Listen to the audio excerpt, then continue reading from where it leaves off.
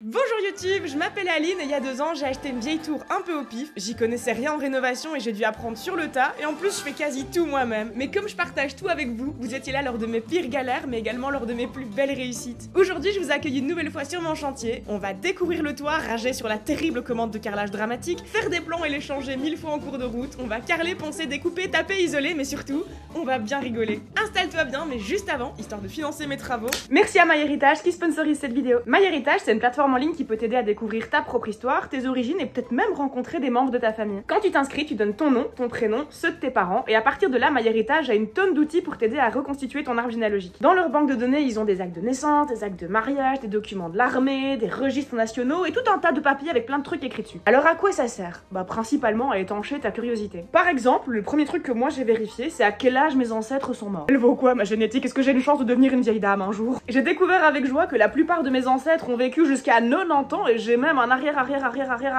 grand-père qui a vécu 96 ans dans les années 1600. Truc de fou, comment je vais dire vieille? T'as intérêt à vivre aussi vieux que moi mon petit pote. J'ai pu remonter jusqu'à 10 générations en arrière, c'est un truc de fou. Et il y a plein de maris dans ma famille. J'en compte 1, 2, 3, 4, 5, 6, waouh! Eh mes ancêtres, vous êtes au courant qu'il y avait d'autres prénoms dispo sur le marché? Imagine au dîner de famille, Marie!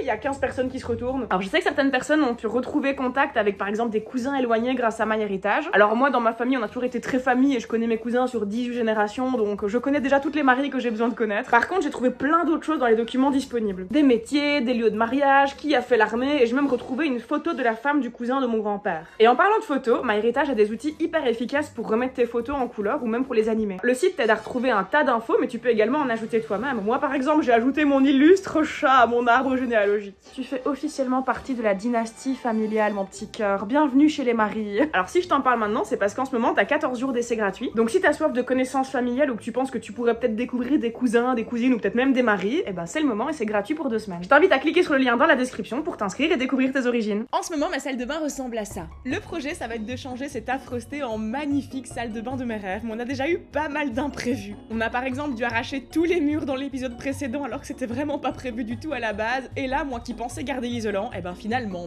non. Cher petit panneau d'isolant, tu m'en voudras pas. C'est pas ma faute, c'est les abonnés qui m'ont conseillé de t'arracher, donc si je t'arrache la gueule, c'est à cause de YouTube. Tout est votre faute. L'espace commentaire de YouTube n'a jamais été aussi bien utilisé, je crois. Vous me donnez tout le temps des bonnes idées et des bons conseils. Donc quelque part, on peut vraiment dire que ce chantier, c'est notre chantier. C'est notre projet! C'est un peu une collab entre vos cerveaux qui donnent les idées et mes gros bras qui exécutent. Bref, vous me dites d'enlever l'isolant, alors moi j'enlève l'isolant. Et c'est pas tous les jours qu'on peut voir son toit, donc si ça intéresse quelqu'un, voilà à quoi ça ressemble un toit. Voilà. Intéressant.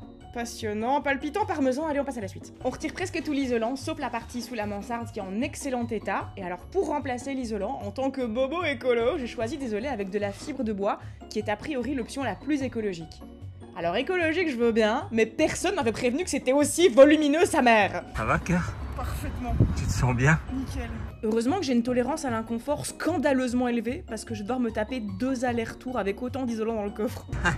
Ah vas-y Jimmy, te gêne surtout pas, moque-toi. Prochaine fois, sera toi sur les sièges passagers. En attendant, elle est bien brave ma vieille Civic, parce que depuis le début des travaux, j'ai pas encore loué une seule fois un camion. Dites-vous que j'ai fait tous les allers-retours avec mon char, même pour transporter 600 kilos de carrelage. Bon, en vérité, j'ai pas vérifié le poids exact, mais beaucoup de carrelage, c'était très lourd, il a fallu faire beaucoup d'allers-retours et ce sera magnifique dans ma salle de bain. Mais avant de carreler, on a encore beaucoup de choses à faire, et ça commence par l'isolant. Les panneaux d'isolant en fibre de bois se vendent en différentes épaisseurs, alors ceux qu'on compte mettre dans les murs, on les a pris de la même épaisseur que la profondeur des murs.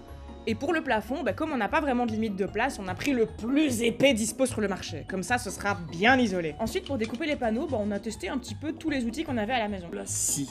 J'ai l'impression de mettre scie. Si, moi. La scie est éliminée des options, parce que vraiment c'est pas efficace. Ce qu'on a trouvé de mieux, c'est le cutter, ça marche plutôt bien. Ensuite, une fois qu'on a découpé le morceau, on le met à sa place, et voilà.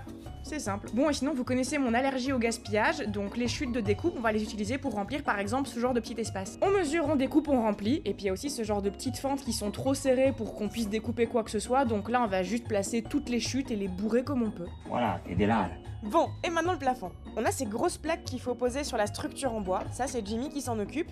A priori, il suffit juste de poser les plaques sur la structure en bois et il n'y a pas besoin de les fixer plus que ça. Pendant que Jimmy s'occupe du plafond, moi je vais isoler la mansarde. C'est pas mal de petites découpes pour combler tous les petits interstices, hein, c'est pas mal de petites chipoteries. C'est le genre de détail qu'il faut vraiment pas négliger. Imagine on isole bien toute la pièce et puis en fait j'ai juste mal isolé le contour du Velux et il y a tout le froid qui rentre par là, ce serait vraiment bête. Du coup je lésine pas du tout sur les quantités, je bourre un max de chute dans chaque interstice et pendant ce temps-là Jimmy a fini le plafond et donc je suis seule pour terminer la mansarde. Bouh, solitude et désespoir.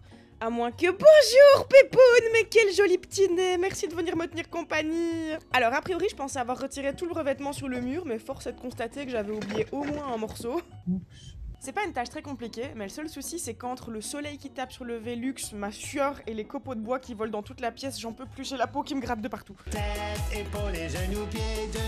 J'ai chaud et ça me gratte de partout. Pour ma peau qui me gratte, je sais pas faire grand chose, mais je réalise que si ça irrite ma peau, bah ça irrite également très probablement mes poumons et j'aurais dû mettre un masque depuis le début. Je suis vraiment un mauvais exemple à ce sujet. Protégez-vous sur les chantiers, faites pas comme moi. Une fois que j'ai fini la mansarde, bah je vais utiliser toutes les petites chutes pour les bourrer partout où je peux. Pas de gaspillage ici, on veut la meilleure isolation possible. Et puis on peut passer à la suite. Ici c'est la décharge, donc l'évacuation des eaux usées de ma salle de bain. Il faut que je la rende accessible pour la suite de mes travaux et donc que je casse le mur devant la décharge. Mais je dois être super délicate parce que si je pète la décharge d'eau usée dans le mur, c'est une catastrophe. Ça, c'est la méthode pas tout casser. Casser modérément. Donc je tape pas très fort, j'y vais vraiment doucement, je prends patience et je suis soigneuse parce que j'ai pas du tout envie qu'il y ait une tonne d'eau de chiottes pleine de caca qui se répandent dans mon mur. Heureusement je m'en sors sans catastrophe et alors j'ai pas déterré la décharge sur toute la largeur du mur, j'ai besoin d'avoir accès à ce tuyau seulement sur une petite section. Quand je vous ai dit il y a 2 minutes que j'avais déjà cassé tout le revêtement du mur, bah en fait je me suis trompée parce qu'il reste encore cette petite section et là par contre j'ai droit à la méthode tout casser. Ça me met toujours de bonne humeur de tout casser. C'est pas des métiers. Le truc qui me saoule par contre c'est que ce mur n'arrête pas de faire de la poussière et j'ai beau l'aspirer encore et encore et encore, il y a toujours de la poussière et des petits copeaux qui en tombent, c'est chiant. Alors il me vient une idée, le béto contact. J'ai toujours ce pot 1000 fois trop gros que j'ai acheté par erreur il y a 2 ans, alors autant qu'il me serve à créer une croûte bien solide sur ce mur. Ça tombe bien, ma maman m'appelle à ce moment-là pour me tenir compagnie et on va pouvoir parler de plein de sujets passionnants. Les travaux de la salle de bain, les fils, la prostate, un peu de jardinage, code bancaire, une archéologue, salon du fitness de la colle à carrelage, bibliothèque à New York, à Belgique, promener les chiens. Mais c'est ma maman qui va amener le vrai sujet intéressant du jour. Tu vas finir par le vider ton seau de béto contact. Peut-être un jour, mais ce jour n'est pas arrivé parce que là j'ai fini de recouvrir le mur et il m'en reste encore une tonne. D'ici à ce que j'ai fini ce pot, il me reste encore pas mal de choses à faire, notamment cet encadrement de porte dont il faut s'occuper. Alors cette porte, j'avais passé un temps fou à la décaper et à la poncer, avant de juste me dire non, j'ai changé d'avis, je ne veux plus de porte à cet endroit-là, je veux une douche. Et donc maintenant la porte il faut la démonter et on commence par retirer les ferrures. Bon alors ça c'était juste l'affaire de 2 vis, mais maintenant j'aimerais bien aussi retirer cette espèce de baguette qui crée une surépaisseur sur tout l'encadrement de porte. On va arracher des trucs, c'est tout ce que j'aime faire. Oh, c'est trop bien quand ça vient tout seul. Oh. Une fois que j'aurai retiré cette baguette, je pourrai fabriquer une structure pour un nouveau mur dans cet encadrement de porte. Venez voir ça de plus près, vous allez voir, c'est génial. Je ne sais pas expliquer pourquoi détruire et arracher des trucs, ça me détend à chaque fois. J'adore faire ça, c'est de la relaxation. Alors je pourrais me baser sur l'encadrement de porte pour fabriquer mon morceau de mur, mais malheureusement l'encadrement de porte dépasse un petit peu de la surface du mur. Donc si je veux qu'à la fin ce soit bien plat, il faut que je coupe cette partie. Pour ça j'ai sorti la simple scie vibrante, mais madame t'as pas oublié un truc ? Voilà, c'est beaucoup mieux comme ça. Une fois que j'ai pris en compte les mesures de sécurité, ça va plutôt vite à la scie vibrante. Je m'assure quand même que ce soit plus ou moins à niveau avant de découper, mais à part ça, c'est vraiment une tâche pas compliquée. Maintenant qu'il n'y a plus rien qui dépasse, je vais pouvoir fabriquer la structure pour mon mur. Et pour ça, j'utilise de simples poutres ou des bouts de bois ou des solives. Je sais même pas comment s'appelle ce truc, mais les bouts de bois qu'on achète chez Brico. Je commence par fabriquer un cadre bien ajusté aux dimensions de la porte, et il me semble que ça fait longtemps que j'ai pas eu un bobo sur ce chantier. Méchant bout de bois, ça c'est pas gentil. Mais tu sais quoi, si toi tu décides de me taper, et moi je peux décider de te visser la gueule dans mon plancher. Quelques vis plus tard, je vérifie quand même que ce premier bout de bois est bien fixé comme il faut. Ici, nous effectuons des tests rigoureux de solidité. Dans les règles de l'art, comme d'habitude. Et un autre truc qui est totalement dans les règles de l'art, c'est ma manière de maintenir le bout de bois le temps d'attraper une vis. Si t'as pas de main libre, utilise ton front. Ça marche la plupart du temps. Bref, je visse tout ça, et pour m'occuper en arrière-plan, j'écoute un livre audio de Marcel Pagnol. Les amandiers, les abricotiers et les cultures. Tomates, Maldives, Ah, Marcel Pagnol, c'est les vacances. Tous ces livres, c'est des histoires simples de gens simples qui ont une vie simple et qui vivent sous le soleil de Provence. Moi, en ce moment, je peux pas aller en Provence, je suis trop occupée à rénover ma maison. Alors du coup, grâce à Marcel Pagnol, c'est la Provence qui vient à moi. Là, j'ai peut-être l'air de bosser, mais dans ma tête, je suis à Marseille. Toute cette digression était fort peu intéressante, mais en attendant, cette parenthèse sur fond de Joule m'a permis de meubler pendant que je fabrique la base de ma structure. Parce qu'en vrai, y a pas grand chose à en dire. En gros, je coupe des bouts de bois et puis j'utilise des petits coudes en métal pour les fixer avec ma visseuse. Non, c'est vraiment pas le moment d'être à court de batterie, espèce de c***. Non, pardon, c'est pas, faut être gentil avec elle. Gentille, petite visseuse fatiguée, gentille. Depuis qu'elle m'a tapé, j'ose plus être méchante avec la visseuse. Du coup, tiens, voilà une nouvelle batterie et tout. Sois gentil, laisse-moi finir de visser ma structure, s'il te plaît. Alors, j'ai mis plein de vis et plein de coudes, donc normalement c'est solide, mais on va quand même vérifier. Ici, nous effectuons des tests rigoureux de solidité. Ah oui, on teste tout ça avec rigueur, professionnalisme et solidité, oui. La sécurité, c'est une priorité, soyons gentils, on le sait tous. Oui, je fais toujours mes tests sécurité dans les règles de l'art. C'est bon, c'est solide. Solide, mais ça peut être encore plus solide si j'ajoute le dernier morceau manquant. Taper avec crayon. Ça marche la plupart du temps. Si un truc rentre pas comme tu veux, tape dessus. Après avoir mis 300 000 vis, oui j'ai compté, le nombre est exact, ma structure est terminée et on va pouvoir pas avancer dans la salle de bain. Ouais, pour la suite, il va falloir attendre le plombier, mais d'ici là, on a d'autres trucs à faire dans cette petite toilette. Il va falloir que je trace une ligne bien à niveau, et pour ça, j'utilise mon niveau laser que je fixe sur un trépied.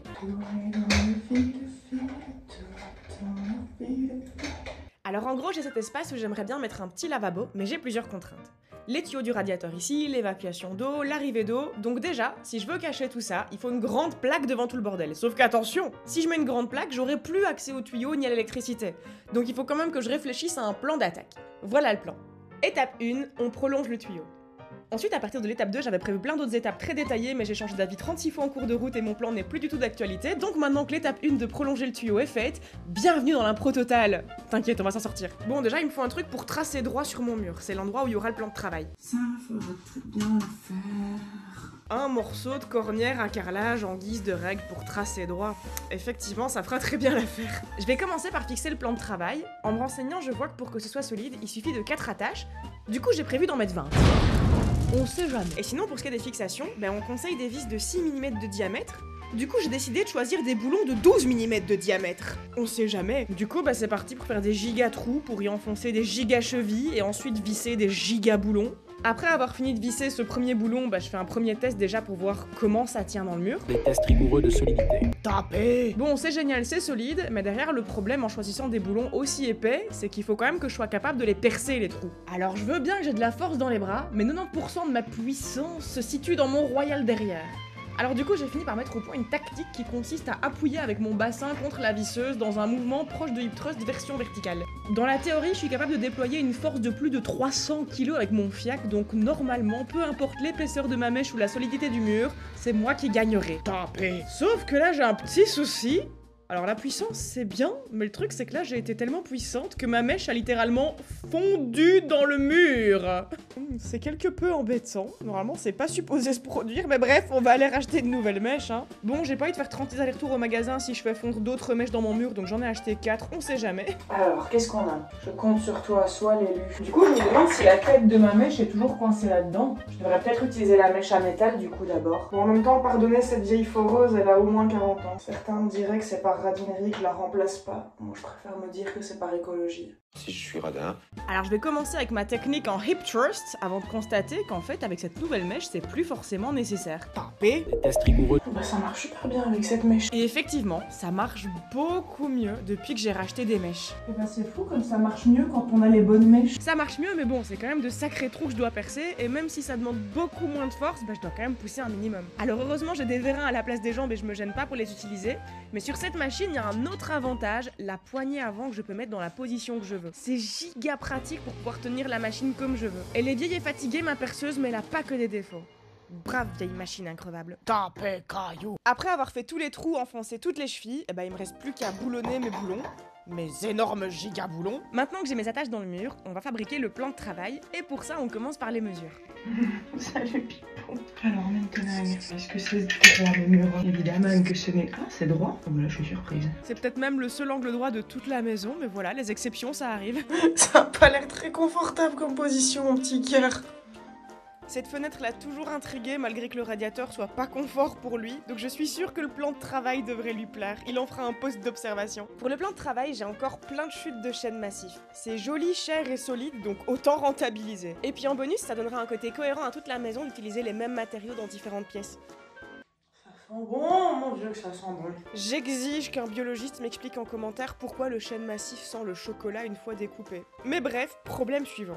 Alors, ça, comment est-ce que je vais m'y prendre? Le ça en question, c'est qu'il y a un tuyau qui passe en plein milieu du mur et il faut que je prévoie un trou dans mon plan de travail pour laisser passer ce tuyau. Comme d'hab, je me suis posé aucune question avant de me lancer et c'est une fois face au problème que je cherche une idée de dernière minute. J'ai une idée, mais ça va me prendre du temps. Ça va me faire les bras. Les bras. On va faire ça à la main. À la force de mes bras. Ça prendra du temps, mais au moins à la râpe à bois, je suis sûre d'être précise et que mon arrondi sera bien smooth.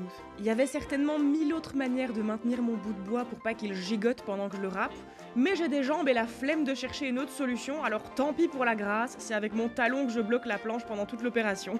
Quelle grâce. Alors j'avais pensé à la scie sauteuse, à la scie vibrante, au Dremel, à utiliser un forêt à bois ou la défonceuse, mais c'est ma dernière chute d'os bois qui soit suffisamment grande et j'ai peur de ruiner mon plan de travail si j'utilise des machines trop vénères. Et puis aussi, vas-y, pour faire un joli arrondi à la scie sauteuse, vas-y, je te regarde. Au final, je crois que ça m'a pris 1 heure, en vrai ça va. Et puis je smooth quand même mon truc avec un papier ponce un peu plus fin. On a maintenant la base du plan de travail et il en fallait pas plus à Pipoun pour prendre possession de ce nouveau spot d'observation à pigeons. Laissons-le observer ses petits potes sur le toit d'à côté et pendant ce temps-là, nous on a encore beaucoup de boulot, par exemple déplacer cette prise. Ici il y a ma grande plaque qui va venir refermer toute la zone devant les tuyaux et ce serait pas très joli si la prise était collée à la plaque. Donc je vais la décaler de quelques centimètres mais avant ça, il faut l'arracher. J'ai pas encore reçu la nouvelle prise ni le nouveau boîtier, donc là je pourrais pas faire mes nouveaux branchements aujourd'hui. Actuellement les fusibles sont coupés donc aucun risque, mais quand je remettrai le courant, comme la prise est plus dans son boîtier en sécurité, j'ai pas du tout envie de risquer que Pipoun aille renifler ce truc d'un peu trop près et s'électrocute, donc j'ai simplement emballé la prise dans du scotch pour bien l'isoler, comme ça je peux arracher le boîtier derrière sans risque et remettre à plus tard les chipoteries au niveau des branchements. Bon alors par contre, comme j'ai pas débranché la prise, il faut que je trouve un autre moyen de passer les fils au travers du boîtier, une pince coupante et le problème est résolu, et en fait si j'arrache ce boîtier maintenant plutôt que d'attendre d'avoir tout reçu, c'est parce que quand j'aurai mis les renforts, la plaque et tout, j'aurai forcément moins de place pour bosser sur la prise, et je pense que c'est quand même plus facile de le faire maintenant que j'ai tout l'espace. Parce que regarde, mes renforts ils vont arriver pile là, c'est vraiment collé. Je suis obligée de mettre la plaque aussi loin du mur à cause de l'évacuation d'eau qui prend quand même pas mal de place. De l'autre côté, on aura un autre souci, les tuyaux dans le chemin, mais écoute, un problème à la fois. Qu'est-ce que t'en penses, Pipoun? Comment est-ce qu'on va faire? On trouvera bien une solution, hein. Bah oui, on s'en sort toujours, on trouvera. En attendant, je découpe les renforts et je les perce déjà, parce qu'en fait j'ai appris à mes dépens que percer du bois et un mur d'une seule traite, ça marche bof, et que c'est beaucoup mieux de percer les deux séparément. Donc là, je marque le mur à l'endroit où tombent les trous sur mon bout de bois, comme ça je peux percer au bon endroit. Taper les chevilles dans le bois et puis taper les chevilles dans le mur. Et puis comme j'ai acheté des chevilles à frapper, ça veut dire qu'il faut taper les vis dans le mur. Taper, taper. Et puis on vérifie quand même que c'est solide. Solidité. Ensuite, je fais exactement la même chose de l'autre côté, mais ici, j'ai dû faire le renfort en 2 parties parce que y a les tuyaux qui passent en plein milieu. Taper, taper, taper, taper, taper, caillou. Solidité. Solide. Taper, taper. Alors là, je fixe une barre transversale, mais faites pas attention, je vais devoir la déplacer 36 fois parce que j'ai été bête et j'ai pas réfléchi. Passons à la suite. Je vais maintenant fixer la première partie du plan de travail en mettant des vis par le dessous, mais faut quand même que je fasse bien gaffe à pas percer entièrement le bout de bois et à prendre des vis pas trop longues. On va pouvoir visser tout ça, sauf qu'en fait non. Je suis con. Non, mais en fait, je suis bête. Oui. Je vais devoir dévisser ceci pour accéder à ceci. Regardez.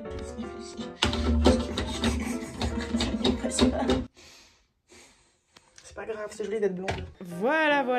Bref, on en était au moment où je devais fixer mon plan de travail par le dessous. Meuf, arrête de mettre des vis en bouche, tu sais pas où elles ont traîné. Dans ton Placard à vis. Une vis, 2 vis, 3 vis, et puis pour la suite, je sais pas compter au-delà de 3, donc je sais pas, mais beaucoup de vis. Et puis meuf, qu'est-ce qu'on avait dit avec les vis en bouche? Faudra pas que j'aille me plaindre un jour où j'aurai le choléra. Ici, nous effectuons des tests rigoureux de solidité. On sait jamais que mes 20 boulons ne suffisent pas. C'est l'heure du test de solidité en bonne et due forme. Dans les règles de l'art. Je suis sûre dans les usines et sur les chantiers, c'est comme ça qu'ils font leurs tests de sécurité. Car, tu peux venir être lourd avec moi? J'ai besoin de ton poids. Bien sûr. Vu ma gueule, non. Ça me fait peur. T'inquiète, ça va aller. Laisse-moi faire mon test. C'est bon, c'est solide. Tiens. Pas besoin d'en faire trop. Hérétique, t'as pas confiance en mes 20 boulons. Au moins, maintenant, on est sûr que c'est solide. Ensuite, je vais commencer à découper les premières plaques pour le bas de ma structure. Je dois prendre pas mal de trucs en compte. Ici, j'ai les tuyaux. Ici, j'ai la tâche qui tombe pile dans le chemin. Je découpe ça à la scie vibrante vite fait. Ça s'emboîte, c'est génial. Mais à ce stade, c'est giga moche. Pas d'inquiétude, je vais pas du tout laisser ça comme ça. Mais puisque j'aime trop être désorganisée et changer de poste toutes les 2 minutes sans aucune raison, je vais repasser sur le haut de ma structure. Ici, pareil que pour le bas, après avoir découpé mes renforts, je les perce. Je me pose une question. Dans Koh-Lanta, ils allument du feu en faisant tourner un bâton très vite. Comment ça se fait que ma perceuse qui va giga vite, elle fait pas du feu? Et soi-disant dans Koh-Lanta, ils vont me faire croire qu'avec leurs petites mains d'homo sapiens, ils vont plus vite que ça? Non, vraiment, ça me taraude. Non, c'est une vraie question. Normalement, la friction, ça devrait chauffer, ça devrait faire du feu. Cela dit, ça m'arrange bien que ça fasse pas du feu, parce que si toutes mes poutres devaient brûler à chaque fois que je les perce, on serait pas sorti de l'auberge. Bon, maintenant, faut que je les fixe mes bouts de bois. Et comme ça se passe là-haut, bah, je suis bien contente d'avoir fait une structure giga solide qui peut tenir mon poids. Pour la suite, on commence à avoir l'habitude. Je mets les chevilles dans le bois et je tape. Ensuite, je mets les chevilles dans le mur et je tape. Ensuite, je mets les chevilles à frapper et je tape. Taper, taper, taper. Ensuite, je peux passer à l'autre côté et taper, taper, taper. Voilà, ça s'est fixé. Ensuite, j'ai encore des bouts de bois à couper parce qu'il faut quand même que je crée un peu de structure pour l'arrière de ma grande plaque. Même si je prends une plaque suffisamment épaisse, bah si derrière il y a que du vide, la première personne qui s'appuiera dessus, ça va déformer la plaque et ça risque de tout péter. Une vis, deux vis, trois vis, 1000 vis. Je sais pas compter au-delà de 3, on vérifie. Des tests rigoureux. Et puis je vais encore mettre d'autres bouts de bois un peu au pif, donc on change de cadrage. Sur le téléphone, tu tiens, je te le dis, tu tiens. Tu veux pas tenir? Je vais te faire tenir. Marteau dans ta gueule. Faire contrepoids, voilà. Tu vois que tu tiens. Du coup, j'espère que mon téléphone va pas tomber parce que s'il tombe, je me mange le marteau dans le front, ça fera un peu mal. Et alors, le mieux avec ce cadrage, c'est qu'on voit même pas ce que je voulais montrer à la base. Ça valait pas du tout la peine de prendre ce risque. Bref, le truc que j'ai pas pu vous montrer, bah, c'est les deux petits bouts de bois là à gauche et à droite dans le bas de la structure que j'ai pu fixer. Et puis, je vais encore fixer plein d'autres bouts de bois. Floup, floup, floup, floup, on découpe, quelques vis. Et puis, comme j'agis toujours avant de réfléchir, c'est seulement maintenant que je réalise que j'ai oublié un truc. Moi, je fais des trous aussi pour faire passer les câbles électriques. Je viens d'y pencher. Maintenant tout de suite. Agir et puis réfléchir. Ne m'écoutez pas les enfants, je n'ai que des mauvaises idées. Un peu comme quand je mets des vis en bouche. Je suis un vampire. Si les bébés étaient payants, mes parents seraient totalement légitimes de demander remboursement. Bref, une fois que j'ai fini avec ces vis, bah, je vais quand même réfléchir à cette histoire de câble. Ce sera éclairé ici et ici. Demain je dédouble ce câble. Encore que je demande à ChatGPT comment on dédouble un câble. Je suis sûre il saura. Et essayer de faire déjà les trous pour faire passer les câbles. J'aurais mieux fait de faire les trous avant de fixer les planches. C'est trop tard. D'abord on agit et ensuite on réfléchit. Je crois en toi. Je believe. Bon, rien à signaler, là je fais un trou où tout se passe bien. Je vais maintenant faire le deuxième. Si je vous pose là, vous devriez y voir quelque chose, non? Non. Bon, allez, quand même un peu. Et vous savez ce qui est drôle avec ces trous que je viens de faire? C'est qu'ils me serviront à rien. Mais on en reparle un peu plus tard. Encore une fois, j'ai agi avant de réfléchir. Qu'est-ce que tu regardes, Loulou? Y a rien à voir là-bas. Qu'est-ce qu'il y a? Elle est passionnante cette charnière. J'essaie de m'intéresser à ces centres d'intérêt, mais je vous avoue, je comprends pas toujours. Bref, maintenant que ma structure en bois est prête, bah je peux mesurer pour aller acheter le panneau sur mesure. Ouais, maintenant je me fais plus chier à les couper moi-même. Depuis que je sais que Gamma coupe très bien les panneaux, je les exploite. Direction le magasin. Direction le magasin, mais alors le truc c'est que ma structure est trop large pour faire en une seule plaque. Donc au Gamma, j'ai dû leur demander de me faire ça en 2 plaques. Comme d'hab, leur service de découpe est impeccable, je recommande 10 sur 10. Ici, j'ai quand même l'arrivée d'eau à prendre en compte, donc il faut que je prévoie un petit trou loulou. On va encore faire ça à la main. Aujourd'hui, c'est le jour des triceps. C'est parti, on ressort la râpe à bois, et je vais râper ma plaque de MDF comme si c'était du parmesan. Eh bah, c'est vachement plus facile de poncer du MDF que de poncer du chêne massif. En même temps, c'est logique. Bref, je peux poncer petit à petit et tester à chaque fois jusqu'à ce que ça rentre. Ok, on y est presque. Je ponce, je teste, je ponce, je teste, je ponce, je teste jusqu'à ce que ça rentre. En faisant comme ça me permet d'y aller vraiment progressivement et avoir la bonne taille de trou. Et bah voilà, là on est bien. Ah, je suis bien. Tip top nickel, génial. Bah écoutez, ça va être un peu répétitif. Pour l'autre moitié, c'est exactement la même chose. Je râpe mon bois jusqu'à ce que ça rentre et puis voilà. Ça s'emboîte, c'est formidable, mais je vais devoir retirer les plaques parce qu'il reste encore beaucoup de travail à faire là derrière avant de tout refermer définitivement.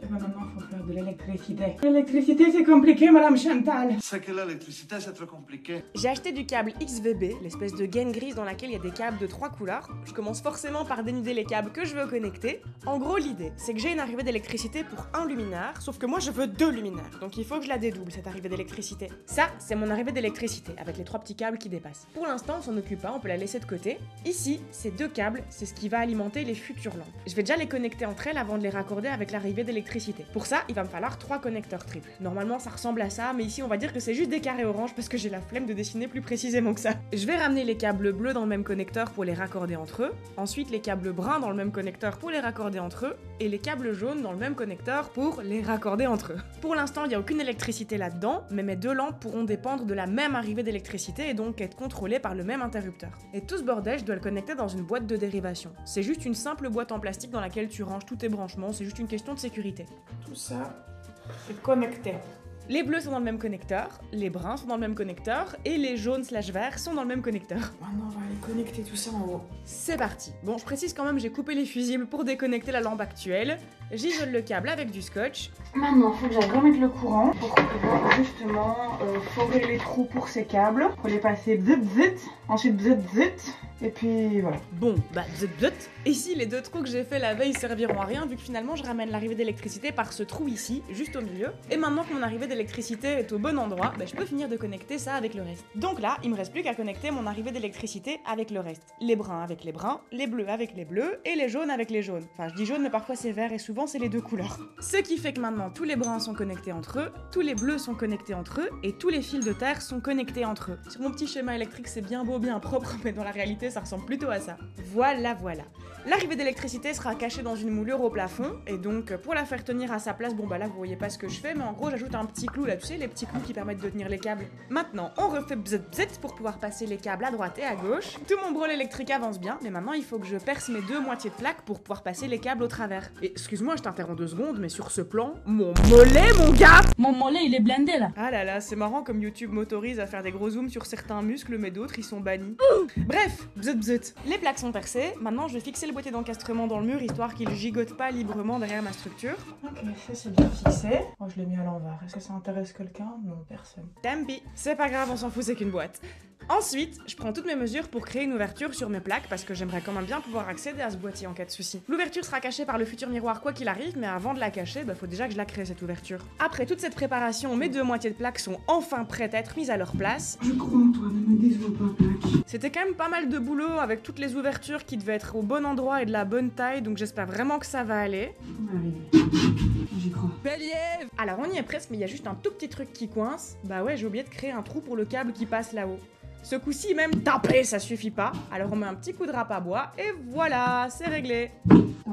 Taper, ça résout tout. Et maintenant, je peux mettre la 2e moitié, c'est l'instant de vérité. Est-ce que tout s'encastre réellement bien? Maintenant, il faut que je perce plein de petits trous. Je sais pas combien, je vous l'ai dit, je sais pas compter au-delà de 3, mais beaucoup. Et puis, il faut que je mette plein de vis pour fixer le tout. Alors j'ai beau avoir des gigamolets, j'ai pas une force de zinzin dans les bras, alors je m'aide comme je peux. Vous seriez surpris de savoir à quel point on a de la force dans la nuque. Elle doit porter ta grosse tête toute la journée, donc t'inquiète, elle est forte ta nuque. Pouvoir du menton. En fonction de la hauteur, je m'aide de toutes les parties du corps que j'ai sous la main. Pouvoir du sternum. Pouvoir du plexus. Pouvoir du mini-bar. Pouvoir du front, de l'épaule, de la clavicule et de tout ce qui s'ensuit, du moment que ça marche. The next day. Allez, une journée de plus à passer dans les toilettes. Honnêtement, j'ai jamais passé autant de temps aux toilettes de toute ma vie, je crois. Maintenant, faut que je ponce cette tranche. Et aussi, si je la ponce, je peux créer une espèce de petit biseau, cloup, que je pourrais venir remplir avec de la pâte pour reboucher le MDF et faire un truc parfaitement lisse. Et je pense que je mérite un tonnerre d'applaudissements pour avoir pensé à mettre mon masque dès le début. Alors malheureusement, je pense que le sabot de ma ponceuse est fatigué et je vais peut-être devoir le remplacer parce que les disques de ponçage veulent plus tenir dessus. Mais je suis têtue et la sueur ça me fait pas peur, donc je vais finir ce poste à la main. Heureusement c'est du MDF et pas du chêne massif parce que sinon j'en aurais eu pour 2 jours. Là je dirais que j'en ai eu pour... allez, max 1 heure on va dire. Mon petit creux est créé et maintenant je vais pouvoir le remplir avec du reboucheur pour MDF. Ce produit est génial pour faire des rendus bien lisses. Alors mon cadrage ça dit quoi? Ouais, ça devrait le faire. Plotch, plotch, plotch, plotch, j'étale ça sur la fente et Anna, il y a une noquette qui est tombée sur ma caméra. Allez, on avance, donc j'étale ça à la spatule et puis j'en profite également pour boucher tous les petits trous des vis. Alors toutes les vis, je les ai enfoncées un peu plus loin que la surface justement pour pouvoir reboucher les trous. L'idée c'est que je rebouche les trous, ensuite je poncerai et puis du coup ça fera une surface impeccable, on peut pas deviner les vis. Une fois que c'est sec, bah, je vais quand même refaire une tentative avec la ponceuse parce que flemme de faire ça à la main. Et je suis très contente de constater que finalement, le sabot de ma ponceuse va bien. Il suffisait juste de racheter des disques à poncer parce que les anciens devaient sûrement être trop usés. Quel plaisir de ne pas avoir de salle de bain quand on fait des travaux. Je suis Jean-Michel Sarcasme. Je suis là pour vous aider à identifier les sarcasmes. Quel plaisir. C'était un sarcasme. Regarde Pépou, on a reçu le carrelage, youpi! J'arrive pas à être de bonne humeur, cette commande s'est tellement mal passée. La première fois que j'ai commandé chez Falzone, ils m'ont annoncé un délai de 15 jours, qui s'est transformé en 3 mois. Ça arrive, c'est pas grave. La deuxième fois que j'ai commandé chez Falzone, ils m'ont annoncé un délai d'1 mois, qui est devenu 2 mois. Ça arrive, C'est pas grave. La 3e fois que j'ai commandé chez Falzone, ils m'ont annoncé un délai de 15 jours qui s'est transformé en un mois. Ah, c'est chiant. C'est chiant. Alors si ce n'était que ça, si c'était qu'une question de retard sur les commandes, passe encore. Ça va, je peux supporter. Le moment où ça me gonfle, c'est quand le monsieur me dit que dans ma commande, il n'y a pas de cornière décorative. Je lui dis, mais pourtant, je suis sûre d'avoir pris des cornières décoratives.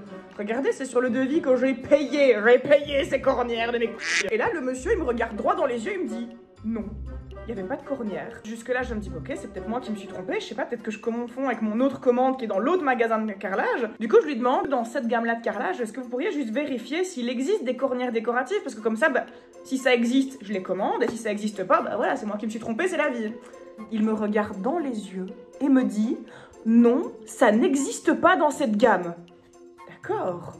Peut-être que je me suis trompée. C'est possible, ça peut m'arriver. Ça m'arrive souvent. Ok, bizarre, j'étais sûre qu'il y avait des cornières décoratives, mais d'accord, soit, je vais acheter des cornières classiques en remplacement puisque j'ai pas de cornière. Et donc là, il me vend une cornière, hein, c'est payant, ça coûte des sous.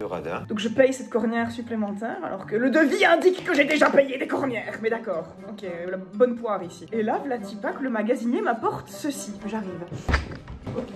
Qu'est-ce que c'est ça, Pipoune? Qu'est-ce que c'est? Qu'est-ce que c'est? Qu'est-ce que c'est? Ce serait-il pas les cornières que j'ai commandées et payées? Ça n'existe pas dans cette gamme. Non, ça n'existe pas. Ah, vieux chauve qui ment. C'est pas bien. Mais en attendant, regardez comme elles sont belles mes cornières. C'est beau, hein, Loulou. Touche qualité. À ce moment-là, je ne suis pas encore énervée. Mais il y a une suite. Évidemment, il y a une suite. Sauf que là, ils m'ont mis une pâte à joint époxy. Pas du tout besoin d'une pâte à joint époxy. Il faut savoir que ça coûte beaucoup plus cher que la pâte à joint normale. Et donc, je retourne voir le monsieur de l'accueil. À ce moment-là, ça fait déjà 30 minutes que je suis au magasin. Et je lui dis, bah, monsieur, les cornières, elles sont là?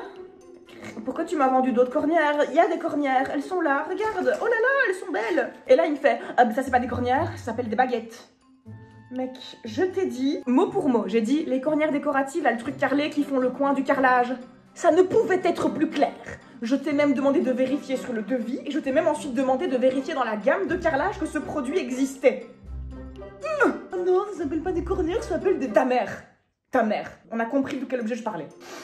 Mais je reste polie, je reste avenante, je reste courtoise.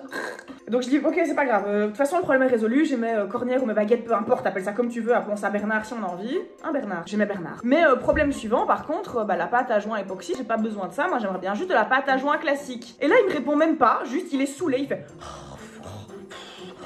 Il souffle comme un bovin, il va sur son ordinateur, il tape avec puissance et rage, il est très fâché, il me répond même pas, moi j'ai pas droit à un seul mot. Et puis je l'entends, il fait, mais c'est qui a fait cette commande? C'est pas moi, hein? Non, c'est pas moi qui ai fait cette commande. Ah mais c'est David qui a fait la commande. Mais moi je m'en fous de savoir qui a fait l'erreur, tout ce que je veux c'est ma pâte à joint. Donnez-moi ma pâte à joint. À ce moment-là, ça fait déjà 45 minutes que je suis face à Dwayne Johnson qui est en train de souffler du nez, de rager, de bouder, qui me fait bien comprendre qu'il est fâché. Alors que c'est moi la cliente, j'ai payé et c'est moi qui ai des problèmes. Et qu'on n'aille pas me dire que je fais du body shaming sur ses cheveux. Je l'ai appelé Monsieur Propre et Dwayne Johnson et ces deux personnes sont fort séduisants. C'était pas de la méchanceté. Lui, il était méchant. Pas son crâne. Bref, il m'encode un papier en disant on va vous rembourser. Bon, on va. J'attends encore le virement, on verra. Il pouille ton gros cul là. Et donc le monsieur me dit bah allez voir le magasinier, il y a votre pâte à joint qui est là-bas. Le magasinier était absolument adorable, je tiens à le préciser. Et là le magasinier il est très gêné, il me dit bah écoutez madame je suis désolée mais on l'a pas de stock votre pâte à joint. Ça fait déjà 15 jours que je devais avoir ma commande au complet. Et à ce moment-là, je suis ravie parce que ça veut dire que je dois retourner parler au monsieur désagréable de l'accueil en lui disant bah, il n'y a pas de pâte à joint, comment qu'on fait? Je lui ai dit honnêtement, il n'y a pas moyen de se faire livrer dans ces cas-là. On ne livre pas pour une si petite somme. Donc vous avez un service de livraison. Oui, mais pas pour une si petite somme. Et donc finalement, là, j'avoue, j'ai fait l'emmerdeuse, j'ai insisté, j'ai dit écoutez, je me déplacerai pas. La commande, elle s'est déjà mal passée à tous les niveaux. Ou alors vous me remboursez la pâte à joint, je vais l'acheter ailleurs. Je serai livré ma pâte à joint demain. Belliève, croire en nos rêves. Oh, ça m'a saoulé, ça m'a gonflé. Désolée, c'était vraiment très négatif comme passage. Mais c'est pas ma faute, de toute façon, tout ça c'est la faute à David. Méchant David. Et la vendeuse aussi était très gentille, je tiens à le dire. Non, finalement, il y avait juste le monsieur chauve de l'accueil qui était méchant. Allez, le carrelage. Alors, est-ce qu'au moins ils sont beaux ces carrelages? Ils sont beaux. Bon bah au moins les carrelages sont super jolis, c'est déjà ça. Bref, on va aller carreler. Ouh, une belle lumière aujourd'hui, regardez-moi ça. J'y vais au toucher pour voir si c'est suffisamment lisse à mon goût, mais tout compte fait, je vais quand même faire un deuxième passage avec le reboucheur à MDF. J'aimerais bien que cette jonction soit la plus discrète possible, voire même invisible si on y arrive. Alors ça c'est que pour le haut du mur, parce que sur le bas, j'ai prévu une crédence en carrelage, et donc si c'est pas bien lisse, on s'en fout, les carrelages seront devant. Pour le placement des carrelages, cette fois-ci c'est Jimmy qui a l'idée de faire un motif un peu plus fancy, et je pense vraiment que ça donnera bien. Pour commencer, je pose les carrelages sur le plan de travail pour définir où aligner mes carrelages par rapport au mur, parce que si j'ai de la chance, ils tomberont juste et j'aurai pas besoin de couper des carrelages sur le côté. Idéalement, j'aimerais bien que ce soit plutôt centré et que ce soit symétrique et aligné avec le futur robinet. Mais histoire de vérifier l'alignement correctement, il faut que je vérifie en mettant les croisillons. Ils font que 2 ou 3 mm de largeur chacun, mais sur la largeur de tout mon carrelage, ça peut quand même faire plusieurs centimètres de décalage, donc il faut que je teste avec les croisillons. Une fois que je les ai tous mis, super bonne surprise, ça tombe juste à droite et à gauche. J'aurai pas besoin de découper les carrelages sur les extrémités, ça va être super joli. Maintenant que je sais que je peux partir du milieu et que ça s'alignera bien à droite et à gauche, il faut que je définisse la hauteur de ma crédence. Là aussi, il faut que je prenne en compte les croisillons. Je trace une ligne là où mes carrelages vont arriver, je prolonge cette ligne sur toute la largeur du mur. Il faudra que je recouvre toute cette zone de béton contact pour que mes carrelages accrochent bien, mais avant il me reste quand même un dernier truc à faire. Et maintenant on ponce. Heureusement la deuxième c'est la bonne, et donc maintenant que le haut de mon mur est prêt, je peux recouvrir le bas du mur de béton contact pour mes carrelages. Le saut infini de béton contact. En plus j'aime bien la texture de ce truc, c'est super agréable à appliquer. Écoute le son. T'entends? En plus c'est rose, et ça sent plutôt bon. Et vu la durée de vie de ce pot, c'est pas cher à la quantité. Et on a encore une gigatonne de béton contact. Ce pot n'en finira jamais. L'autre avantage avec ce produit, c'est que ça sèche tellement vite que je peux déjà passer à la colle à carrelage. Et alors c'est très important de porter un masque quand on fait ça. Ça fait une poudre hyper volatile et si tu la respires, elle va aller se piéger dans l'humidité de tes poumons pour y former de la colle à carrelage. Y a pas besoin d'être médecin pour se douter qu'avoir de la colle à carrelage dans les poumons, c'est pas l'idée du siècle. Je touille jusqu'à avoir la bonne texture, et une fois que c'est bien humide et qu'il y a plus de poussière volatile, je peux retirer mon masque. Franchement, je vous préviens, j'ai un truc dégueulasse au coin de la bouche.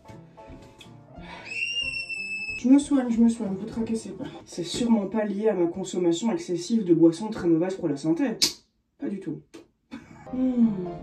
Ne buvez pas ça les enfants, c'est très mauvais.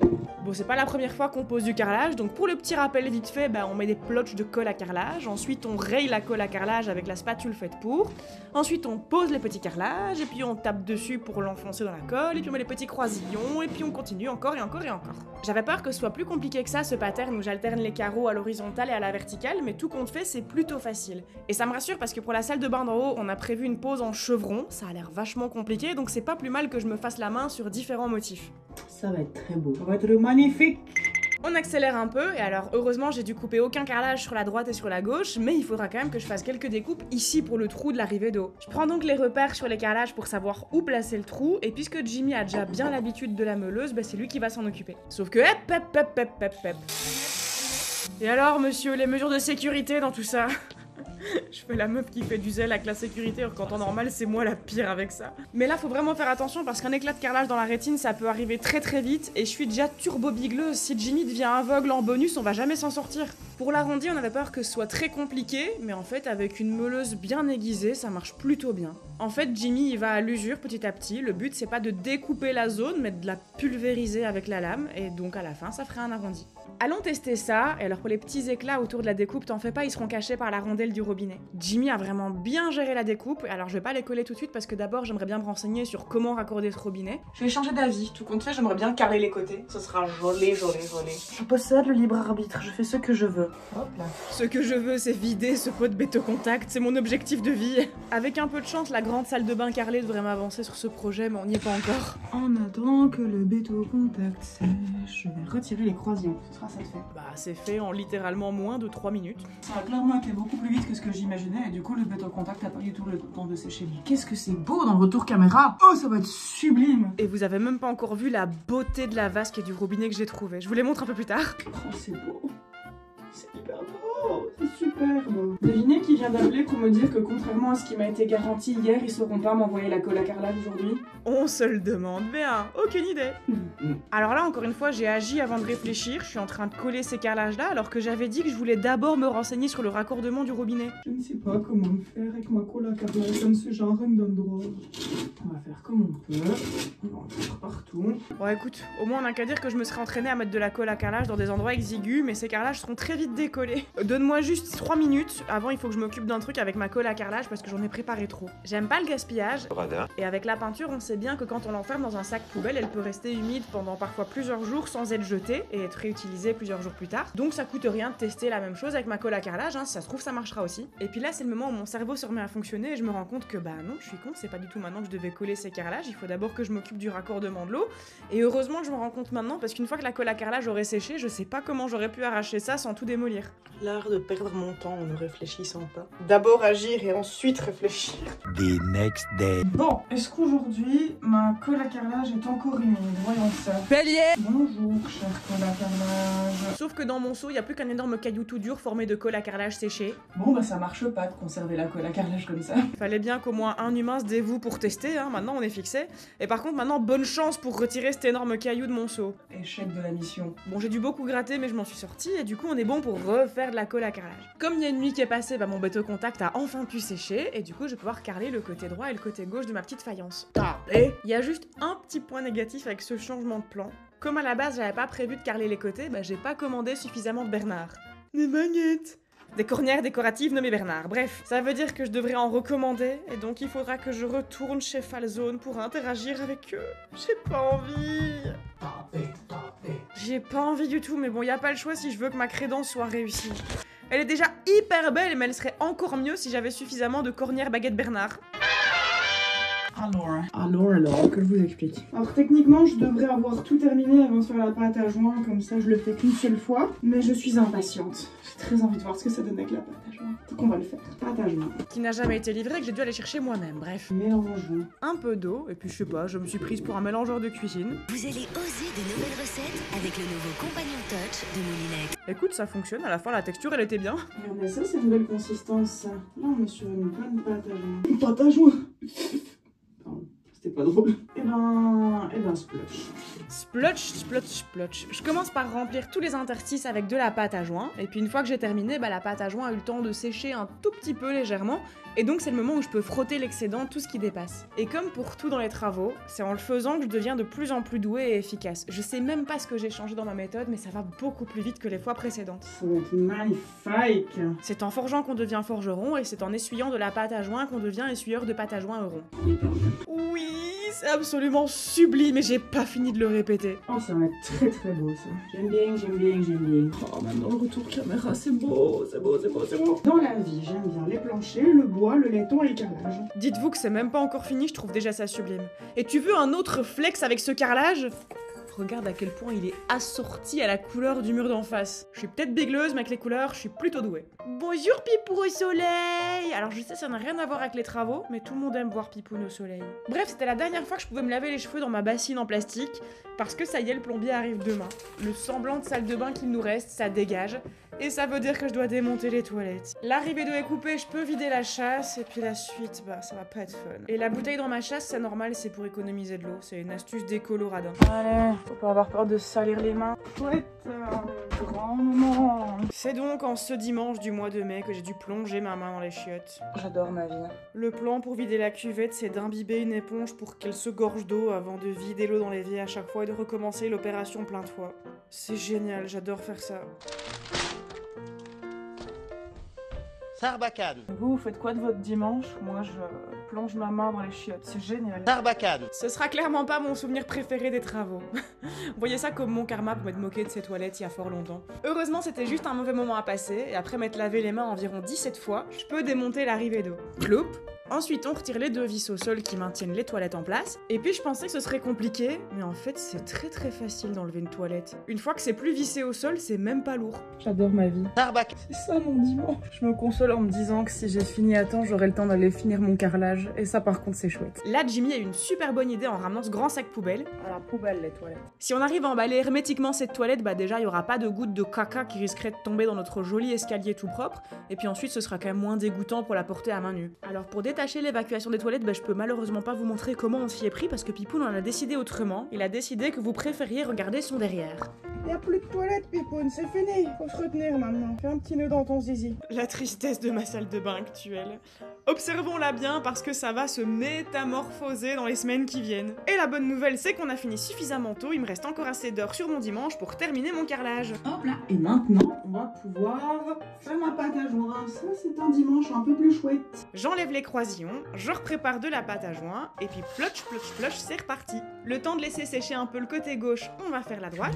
La transition. Alors oui, il y a un carrelage qui s'est décroché, je sais pas pourquoi. Fais pas gaffe, écoute, on le recollera plus tard. On retransitionne. Maintenant, je peux frotter l'excédent de pâte à joint avec un petit linge sec d'un côté.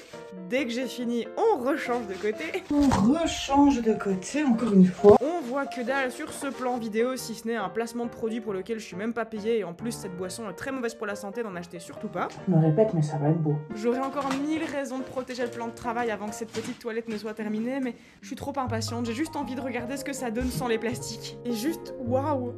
Waouh, j'ai pas les mots, ça va être trop beau. Enfin, c'est déjà super beau, mais ça va l'être encore plus. Et le plombier est enfin là, donc on a pu commencer la tuyauterie de la salle de bain d'en haut. Alors là, tu vois que la tuyauterie, elle est posée au sol. Il va falloir fabriquer tout un nouveau sol, ça va être un joyeux bordel. Mais tant qu'il est là, il a aussi pu me confirmer que je peux finir de carreler cette petite zone et que ça posera pas de problème pour le moment où on installera le robinet. Alors c'est parti, je ressors la colle à carrelage et je saute sur l'occasion de terminer ce poste. J'ai vraiment très envie de voir le résultat final. Enfin, ce sera pas encore le résultat final, mais on peut déjà s'en approcher un peu plus. Regarde-moi la beauté de ce motif. Et un truc que je t'ai pas encore montré avec ces carrelages, c'est ça. Regarde comme il réfracte la lumière, c'est hyper beau. On dirait le fond de l'océan, j'adore. Ok, on n'est pas encore prêt à l'installer, mais j'ai reçu la vasque et le robinet, faut trop que je vous montre ça. Waouh! On dirait une petite fleur avec des pétales. J'aime bien. Alors le siphon pour l'instant c'est une fleur, mais peut-être que je vais changer parce que j'en ai acheté un autre au cas où. J'ai ça également. Du coup dites-moi, vous préférez cette version là ou cette version là? Et c'est pas tout, j'ai aussi reçu le robinet. Bon, un peu d'imagination à ce stade.